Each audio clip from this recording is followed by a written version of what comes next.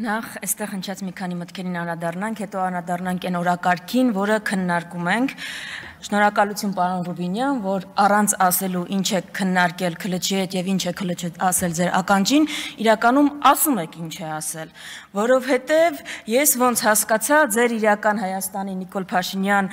անկյունակարային դրույթներից մեկը դեռևս չհրապարակված հակադաշնակցականությունն է։ Միանգամից հրապարակեք, տենց մի կաշկանդվեք, որովհետեւ նախանձելի է այն ագրեսիան ու այն կիրքը, որով դուք խոսում եք դաշնակցության դեմ։ Դրանով կարակ համեմատվեք կոմունիստների հետ, կարակ համեմատվեք Բաքվի բանտում հայ գերիներին մեղադրանք ներկայացնող դատախազի հետ կարակ համեմատրեք, մեկ էլ ՀՀՇ-ի հետ կարակ համեմատվեք, բայց իրանք մի քիչ ավելի ինտելեկտուալ էին։ Տեղ մրցակցությունը շատ է ձեր, բայց ես խորհուրդ եմ տալիս, հատկապես Արտուր Հովհաննիսյանին շատ եմ խնդրում հնարավորինս հակադաշնակցական ելույթներ ունենա։ Ես դաշնակցության իմիջի բարձրացման, դաշնակցության շուրջ մոբիլիզացիայի ապահովման ավելի լավ տարբերակ չգիտեմ։ Ինձ էր գլխավոր բանակցողներն են Թուրքիայի ու Ադրբեջանի հետ ամեն բանակցություններից հետո գալիս հակադաշնակցական ելույթներ ունենում։ Դա ընդհանրապես խոսումը ավելի բարձր, քան ցանկացած խոսքերը։ Բայց մի դրվագի ուզում եմ անդրադառնալ, էլի։ Այստեղ մի նարատիվ է նկատվում, այս մարդիկ իրենց համեմատում են առաջին հանրապետության այրերի հետ։ Այսինքն ուզում եմ հասկանալ, ով ում հետ է համեմատվում, էլի։ Այդ տրամաբանության մեջ Նիկոլ Փաշինյանը մեր Արամ Մանուկյանն է։ Այդ մարդու մասին ամենահայտնի պատմություններից մեկը բացի այն, որ պետականաստեղծապետության հիմնադիր է, զրոյից պետությունը տասնյակ հազարավոր քառակուսի կիլոմետր ստեղծած է, Վանի հերոսական ինքնապաշտպանություն կազմակերպած է, ամենահայտնի պատմություններից մեկը տարածված այն է, որ հրաժարվել է տիֆի պատվաստանյութից, որ որբերին դա հասնի։ Այս մարդուն ասում ենք պատավատներից հետ մեկից հրաժարվի, ձեռը չի գնում դա անի։ Ինչը ում հետ ենք համեմատում, կամ այդ տրամաբանության մեջ մեր դրոն բանն է, Սուրեն Պապիկյանն է։ Ձեր ծիծաղն էլ է գալիս, չէ, գիտեմ։ Ասենք բանը Ալեն Սիմոնյանը ով է տեղ։ Հովհաննես Քաջազնինով ում տղեն նահատակվել է այդ Հայաստանի անկախության համար մղված պատերազմում։ Դաշնակցությունը Հայաստանի անկախության համար մղված պատերազմում ամենաշատ զոհերը տված ուժն է։ Այստեղ գալիս ասում է դաշնակցությունը Հայաստանի անկախությանը դեմ է եղել։ Բայց դաշնակցությունը Հայաստանի անկախությանը դեմ էր։ Դաշնակցական ջոկատները Շահեն Մեղրյանը, Դուշման Վարդանը, բանը Արցախի անտառներում հայկական ուժերի դեմ էին կռվում։ Ինչ էին անում այնտեղ։ Այսինքն անկախության դեմ ու կողմ լինելը անկախության համար կռվելով չի արտահայտվում, այո, դաշնակցության ուժը երբեք չի եղել, որ գնացել է Ստեփանակերտի հրապարակում ու ասել է Արցախը Հայաստանն է ու վերջ։ Դա մենք չենք արել, որովհետև քաղաքականությունից մի քիչ ավելի շատ բան ենք հասկացել։ Եվ որ ավելի լավ պատկերացնեք, ինչ ուժի հետ մենք գործ ունենք, Ալեն Սիմոնյանը այս ամբիոնից տեսեք ինչ է նկարագրում, այն մարդու մասին ու վրա թքել է։ Ասում է որդիներին բանակից ազատած։ Գիտեք ում մասին է խոսում։ Ալեն Սիմոնյանը խոսում է ցեղասպանության հետևանքով Լիբանանում ծնված, հետո Կանադայում բնակություն հաստատած հայի մասին, ով երևի ձեր կոչով իդեպ երևի հենց կարող է նաև ձեր կոչով։ Հայրն է դարձվել է Հայաստան։ Ու այդ մարդուն դուք ասում եք բանակից ազատած է տղաներին։ Այ տենց է, այսինքն ձեր են քայլարա դեպի տունը, բանա, հա, քայլարա, արի տուն, թքեն վրա դրադեղից տեղից։ Էտա, ձեր կոնցեպտը էտա։ Սփյուռքահայի 7 միլիոն սփյուռքահայի երեխաներին բանակից ազատած են անվանում։ Բանա, էլի, երևակայությունը պիտի ինչ-որ սահմաններ էլ ունենա։ Հիմա գանք արդեն այն օրակարգին, որի մասին, որը քննարկում ենք։ Նիկոլ Փաշինյանը այստեղից փորձում է համոզել մեզ, որ ժողովուրդ ջան, ձեզ սխալ է թվում, ձեր հարկերը չեն բարձրացել, ձեր կյանքը ավելի լավացել է, այդ 25%-անոց գնաճը, որ կա, ու Երևանը, որ երևի տարածաշրջանի ամենաթանկ քաղաքներից մեկն է դարձել, դա ձեզ ընդհանրապես թվում է, այն ճգնաժամը, որ բոլոր ոլորտներում կա, Հայաստանում, Երևանում 5 րոպե անձրև է գալիս, Երևան քաղաքում ճգնաժամ է, ձյուն որ գալիս է, կատաստրոֆա է լինում։ Բայց դա ձեզ ընդհանրապես թվում է, դա միրաժ է։ Դուք լսեք Նիկոլ Փաշինյանի թվերը եւ ներկայացրած արդյունքները, ըստ որի ձեր եկամուտները ավելացել են, ձեր թոշակը ավելացել է ու դուք հիմա ավելի բարեկեցիկ եք ապրում։ Այս հարցին իրանք Հայաստանի քաղաքացին ավելի բարեկեցիկ է ապրում, թե չէ, թող պատասխանի Հայաստանի այն քաղաքացին, որ 2018-ի համեմատությամբ ում համար հացը ավելացել է հացի գինը 35%-ով, 440 դրամից դառնալով 600 դրամ, ում համար համար մակարոնը աճելա գրեթե էլի նույնքան 490 դրամից դառնալով 740 դրամ։ Մթերքի գները տեսել եք դուք հիմա ընդհանրապես, մրգի գները տեսել եք, տրանսպորտը 50%-ով է թանկացել։ Ու թող ասի հիմա ինքը ավելի շատ բան է կարողանում առնել իր աշխատավարձով, թե 3 տարի առաջ էր օրինակ կարողանում ամենաշատ բանը առնել։ Այս իշխանությունը մեզ ասում է 2024-ը եղել է ամենախաղաղ տարին։ Եթե Սյունիքն էլ տակ,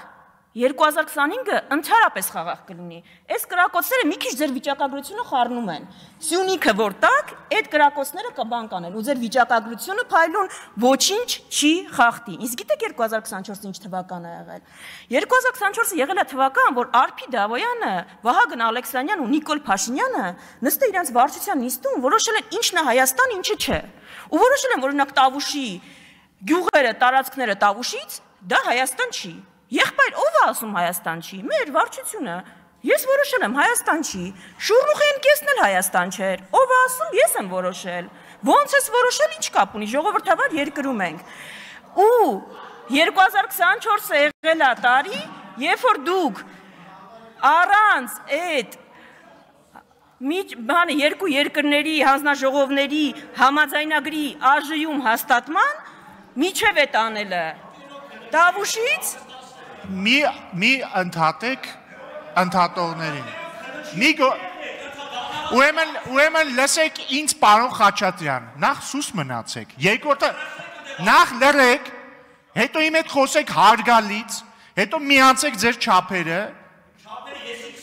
լավ չեք գծում ուրեմն ես կգծեմ հիմա ու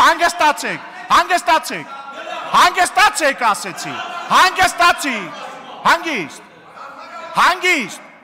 շարունակեք տիկին Վարդանյան վերականգնել չեմ ապահովելու շարունակեք ձեր ելույթը Ատենց շարունակեք ձեր ելույթը շարունակեք ձեր ելույթը շարունակում եմ հանգիստ Հիմա առանց այդ հանձնաժողովի այդ փաստաթուղթը հաստատելու Տավուշի ձորքերը ետ եք քաշել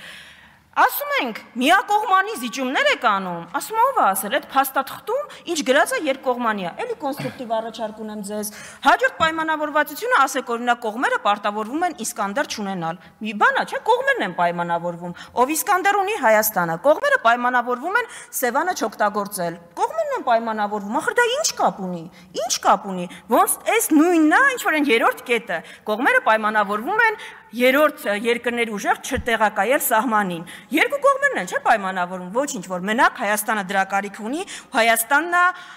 տեղակայել բանը, երրորդ երկրի ուժեր, որտեղ դրա կարիքը ունի։ Հիմա առաջնահերթությունների մասին տրամաբանական կլիներ, որ այս անվտանգային պայմաններում մեր ամենաշատ մեր ուժերը Այն որ խոսում են թալանից ետ բերված, չգիտեմ, արդյունավետ բյուջե բերված գումարների մեծ մասը գնար ռազմական բյուջե, ու մեր պաշտպանունակությունը ավելանար։ Բայց դա այն դեպքում, եթե այս կառավարության առաջնահերթությունը լիներ պաշտպանունակության բարձրացումը, այդ դեպքում, բայց չէ, այս կառավարության համար թիվ 1 խնդիրը բողոքի ցույց իրականացնող քաղաքացին է։ Այդ դրա համար ՆԳՆ բյուջեն աճել է 18%-ով, պաշտպանության բյուջեն ընդամենը 7%-ով, որովհետև Քաղաքացին է սպառնում Նիկոլ Փաշինյան, բողոք իրականացնող քաղաքացին, սպառնում Նիկոլ Փաշինյանի իշխանությանը։ Այդ բոլոր քաղաքացիներին ու խմբերին դուք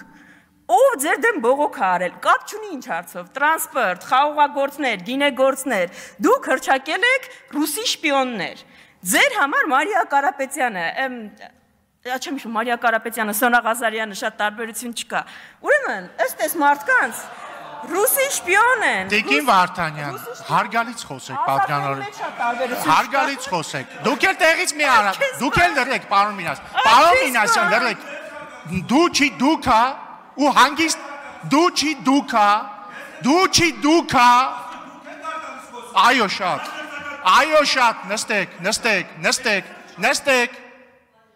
նստեք։ Տիկին Վարդանյան հարգալից շարունակեք։ Սոնա Ղազարյանի եւ Մարիա Կարապետյանների ասածների մեջ տարբերություն չկա։ Ուրեմն, ըստ իրենց ռուսի շպիոն են Հնչակյանները, ռամկավարները, հայ առաքելական եկեղեցին, դաշնակցությունը ու միակ ինքնիշխանն է Նիկոլ Փաշինյանը, այն Նիկոլ Փաշինյանը, որը ուշադրություն Իլհամ Ալիև, փետրվարի 14, 2024 թվական, Հայաստանը պետք է սահմանադրությունից հանի անկախության հռչակագրի մասին հղումը, ինքնիշխան Նիկոլ Փաշինյան, 2025 թվական ապրիլ 16, նոր սահմանադրությունում չպետք է հղում լինի անկախության հռչակագրին։ Մի հատ էլ հարց էլի, ինչ նոր սահմանադրության մասին եք խոսում, ես որքան հիշում եմ, թե ներքաղաքական օրակարգը մենք խոսում էինք սահմանադրական բարեփոխումների մասին, այս նոր սահմանադրությունը որտեղից եկավ։ Ալիևից եկավ, չէ՞։ Մենակ Ալիևն է, որ ինչ նոր սահմանադրություն ընդհանրապես։ Այս նոր սահմանադրության քննարկումները մեզ որտեղից։ Բայց որ կրթելու մասին եք շատ խոսել։ Մենք չենք նեղում, ոչ Դուք ինձ մի 6 անգամ ընդհատել եք, թողեք Ես չեմ ընդհատել, ձեր գործընկերներն են ձեզ ընդհատել, ավարտեք, ունեք 30 վայրկյան, մի քանի րոպեից կավարտեմ։ Մի քանի րոպեից չեք ավարտում, ավարտեք խոսքս, ամբողջական իշխանությունն եք, ես մի խոսքը ձեզ բան չի անելու։ Հիմա բանը նեղանում են, որ ասում ենք Նիկոլ Փաշինյանը այս ազգին չի կարա կրթի։ Եղբայրներ եւ քույրեր, կրթվելը լավ բան է, բայց ով կարա կրթի։ Այս ազգին կարա կրթի Մաշտոցը, Կորյունը, Թումանյանը, Նիկոլ Փաշինյանը ու Աննա Հակոբյանը, ինչ պիտի սովորենք։ Ինչ պիտի սովորեցնենք, բայց մի հարցում ես ձեր հետ համաձայն եմ։ Ես ձեր հետ լրիվ համաձայն եմ։ Դուք մաստեր սպորտա, մաստեր կլաս եք ցույց տալիս ռեբրենդինգի ոլորտում։ Այդտեղ պիտի ձեզնից սովորենք, որովհետև դուք Ալիևի ծրագրերի հայաստանյան ռեբրենդինգ իրականացնող ֆիլիալն եք։ Ձեր իրական Հայաստանը Ադրբեջանի արևմտյան Ադրբեջանն է, բայց դա շատ վախենալու է հնչում, համաձայն եմ, եւ պիտի վախենալու հնչի։ Հո չէ գալու ասեք մենք արևմտյան Ադրբեջան ենք ստե կառուցում։ Պիտի գայիք եւ դա փաթեթավորեիք։ Ու դրա փաթեթավորումը դուք այդ իրական Հայաստան կոնցեպտի ներքո եք իրականացնում։ Եվ վերջում ավարտեմ ելույթի հնարավորություն դեռ կլինի։ Այս պետությունը չի կարա լինի երշիկի ու հարկ տալու մասին։ Այս պետությունը հայկական ինքնության մասին մենակ կարա լինի, այդ ինքնության պաշտպանման ու զարգացման։ Ձեր երշիկ կալբասային այդ կոնցեպտը, ինչքան էլ ուզենաք արևմտյան Ադրբեջանը դրանով թաքցնել, դա ձեր մոտ չի ստացվելու, այսքանը։ Շնորհակալություն, հարգելի դաշնակցական գործընկերներ, ես հասկանում եմ իհարկե, որ փաստերի հետ պատմական դժվար է վիճել, բայց փորձեք ձեզ մի քիչ զուսպ պահել, ընդմիջում։